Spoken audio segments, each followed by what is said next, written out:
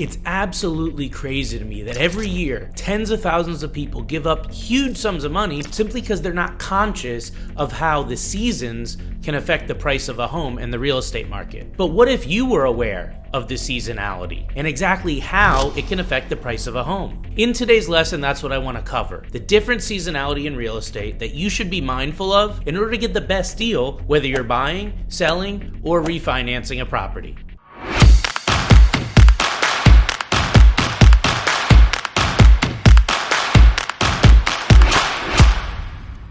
There is seasonality, right, into the real estate market. There is seasonality in the real estate market. As much as you may not want to admit it or you want to choose to ignore it, there is seasonality in the real estate market, and it's based on the time of year when there's an imbalance between the supply and demand. So usually what it entails is cooling weather, which happens when we get into the fall season and then fall into winter. And as the weather cools down, the real estate market also tends to cool as well. Is there a best time of the year to buy a home? Or the more important thing as the time of year, best time to buy a home, is what is your best time to buy a home? Because most of moving into a property that you're going to live in is based on personal circumstances like kids, job transfers, job responsibilities. Are you working remote? Are you working from an office? So simply me telling you the best time of year doesn't make a difference. It's what is it going to be for you.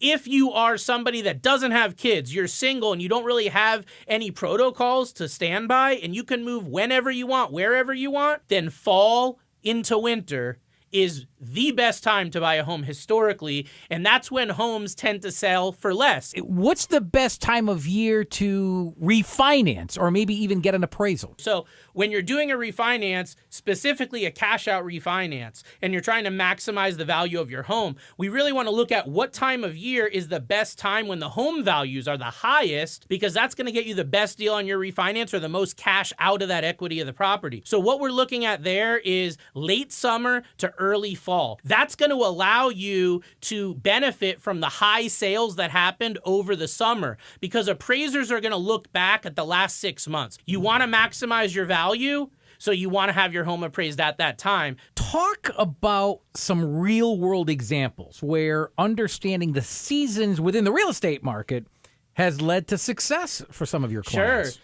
So I had a client come to me. He had tried to refinance with a big box online lender back in like April. And when he got the appraisal done by that lender, the appraisal came in much lower than he was expecting. So the entire refinance got botched. He canceled it. He didn't move forward. So he had an appraisal done on his home in the early part of August, okay? It came in $36,000 more than the house when it was appraised back in the March-April timeline. Another one's PMI removal. I have actually a family that bought a property in early 2020 in Thomaston, Connecticut, and they only put 5% down. So they had quite a bit of ways to go to get to that 20% equity. We had their home appraised just about a month ago, and it was about 2.5 years after they bought the house, and their home value now has gone from where they had 5% equity to where they had 25% equity. So they're able to get rid of the PMI, get a better overall monthly payment. Now they're in a secure long-term mortgage, and they don't have to worry about it anymore. How does the season play a role, though, in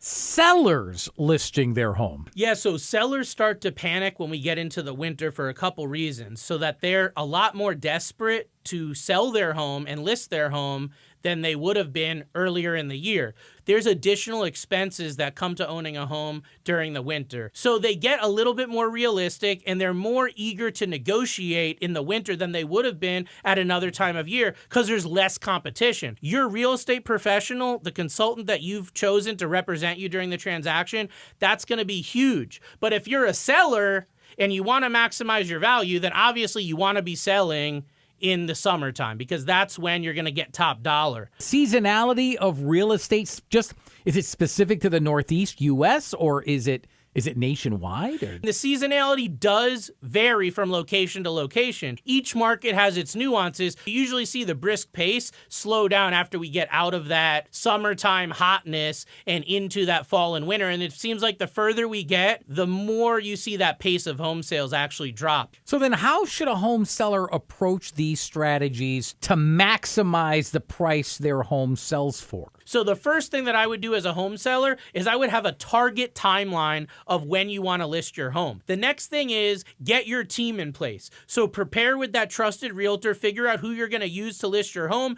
do your due diligence, get your recommendations, get your referrals, do your interviews, because you're not in a rush at this point.